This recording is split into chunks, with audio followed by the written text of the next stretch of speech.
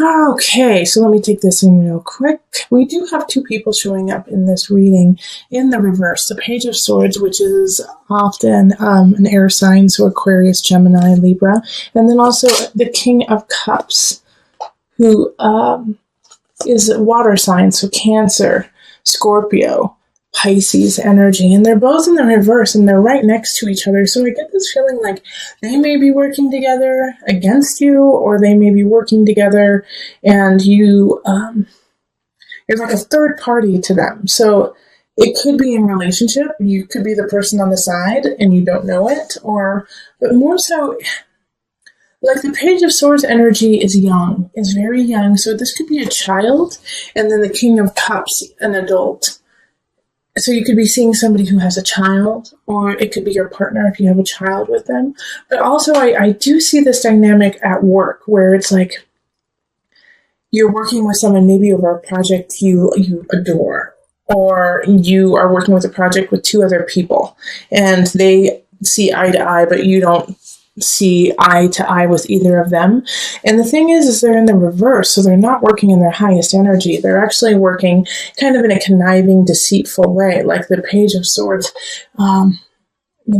might just call you names and be really immature and, be like, oh, are you a slowy slowpoke?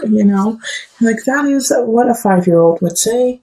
And we're working at a corporation. So, this Page of Swords you could find really annoying. And then the King of Cups energy could be really moody, could be emotionally all over the place, could be really like, oh, I love you, you were such a great person, and then flip on you the next minute and be like, why don't you care about me? You're never there for me, Yeah, the King of Cups, they're moody people. They're very, very moody, and the thing is a lot of times they don't see it and they don't get it that they're being moody because they're just kind of ebbing and flowing with the tides of their emotion.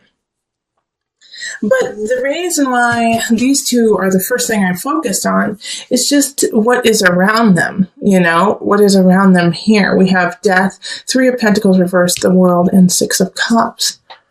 And so you're going to have to make some decisions. You're going to have to make some decisions on how much influence they have in your life, how much influence they're going to have in your future, and if what they have to say really reflects who you are. Okay, 3 of Pentacles. They could be saying some really vicious things about you, about like your work, and they're not true. But are you going to take that in? Are you going to take that in as truth and then move on with that? Or are you going to put up a boundary, between you and these people who are not working in your best interest? And you have choices there because they're going to give you some chances to get out of that situation or to lessen your interaction with them.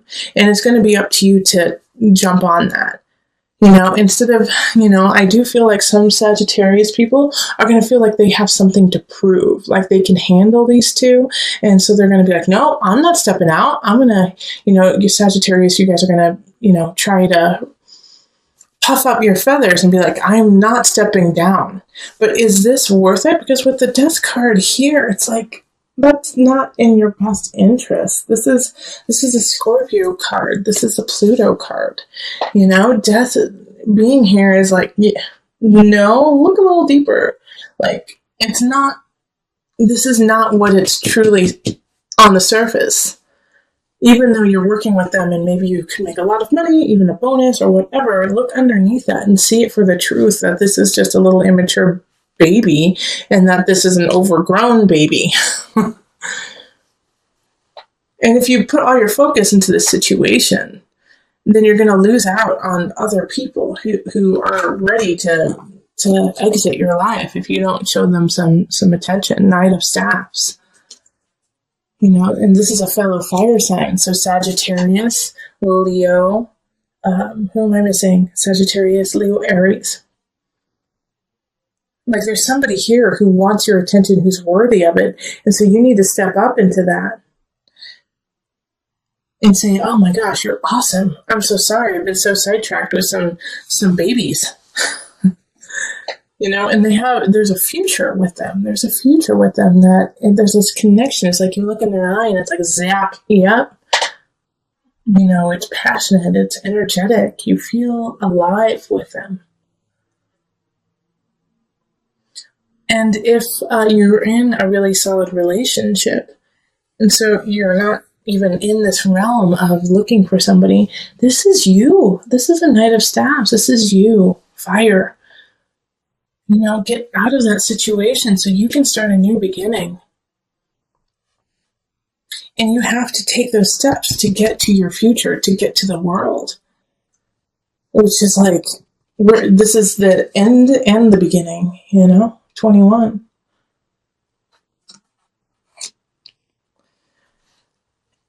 And I love that the world right here is linked with the Wheel of Fortune, okay? Like you have to see the Knight of Staves is turning their back on all of this.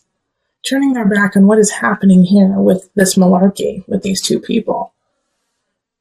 And going off on their own adventure. You have to let this die. Okay? So that you can come down to the Wheel of Fortune. So that you can come down to your Jupiter, your expansion. We also have the Three of Cups, and this is linked to the World and Wheel of Fortune, and also the Three of Pentacles, too. And I can totally see why it's linked here, because you have to, once again, create that boundary, because they're going to try to sway you out of your future, these two people. They're going to say, no, you can't do it. You're not worth it. You need us. You need us to be successful. And you can't take that in. You have to let that go in order to get to your joy and your Wheel of Fortune and your celebration.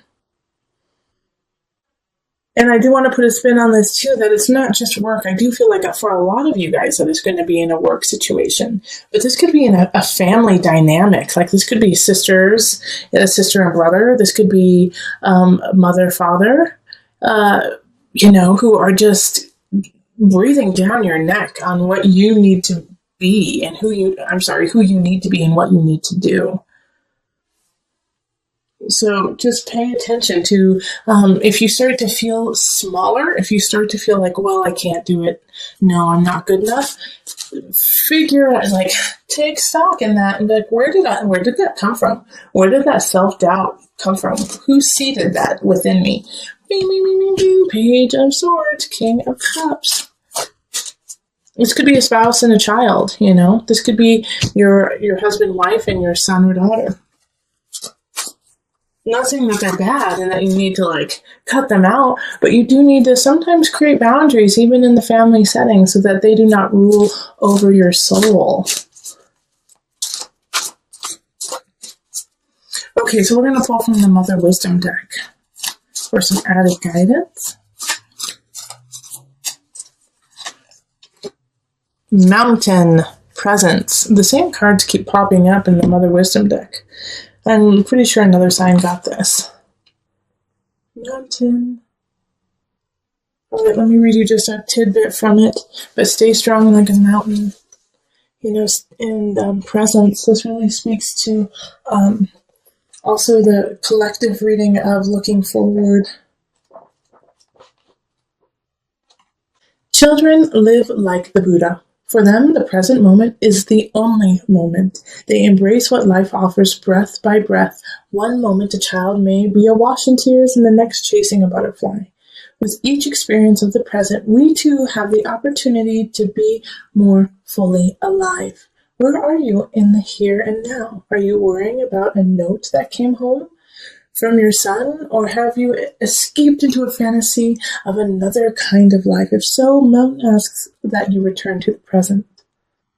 Presence gives us a much-needed still point. Shifting seasons and fleeting lives circle Mountain's immovable mass. Her sure center serves as a world axis connecting the earthly plane to the heavenly realm. Around the world, mountains inspire worship and demand mindfulness. When you draw this card, let presence become your practice. The ascent of mountain's steep slope serves as a walking meditation. If you are not present, you will slip and fall. If you fixate on conquering the peak, you will miss the flowers along the trail. Cultivating an awareness of each step allows anxieties to drift away. By the time you reach the top, a rarefied silence will quell any lingering agitation. Poised between heaven and earth, this is the best place to fall in love with presence, your own divine beingness that exists only in the now. Okay, but we have the Queen of Pentacles, and they're, the center of the remainder of November. So this is an Earth sign, Virgo, Taurus, Capricorn energy. And since I picked this extra card, the gift, I really feel like they're a gift to you. They're going to kind of help you in connecting yourself to a new beginning, a financial wealth beginning, something that, could create a new future for you. But however, the only way that this is going to come in is if you don't stand idle with fear. Okay, the Nine of Swords is looking at fear, taking it, being right in front of it and dealing with it instead of standing frozen. Don't freeze up, unless you're planning, take time to plan. I love planning. I have a lot of Virgo. But the Nine of Swords is like, you can't freeze in the face of fear. And the Queen of Pentacles, I think, may be offering you a situation, a new job, a new relationship that will lead to a plethora of abundance. But you have to take the first step. Nine of Swords. Even though you're scared, you're going to have to quit that job. Even though you're scared, you're going to have to finish that project and move on. Ten of Swords it's an ending. There's something happening in career and work. And if you listen to my November reading for you, then you would have known that I focused a lot about work and relationships within the work environment. And so this is saying, it's time to let it go. Something's not working. You got to cut ties so that you can have this gift come in. And I know it's going to be hard because in relationship, there's some people who don't have your back, who are not like, okay, follow your heart, follow your dream, go for it. They're like, why the hell would you leave such a good job? You've got benefits. It's 9 to 5. It's easy to do. Why would you leave it? You're throwing away a good situation. And, there's always going to be somebody who's against you. There's always going to be somebody who's against what you believe and what you need to happen in your life. Now, with this, though, as you are leaving, this is the Virgo in me talking to you, and maybe I am your Queen of Pentacles right now, like, go for it. However, make a plan. However, when you leave, don't leave willy-nilly and be like, I'm just going to leave it. Come 100% up to Source. Source gave you a body. Source gave you a mind. Source gave you a heart and intellect. Use it.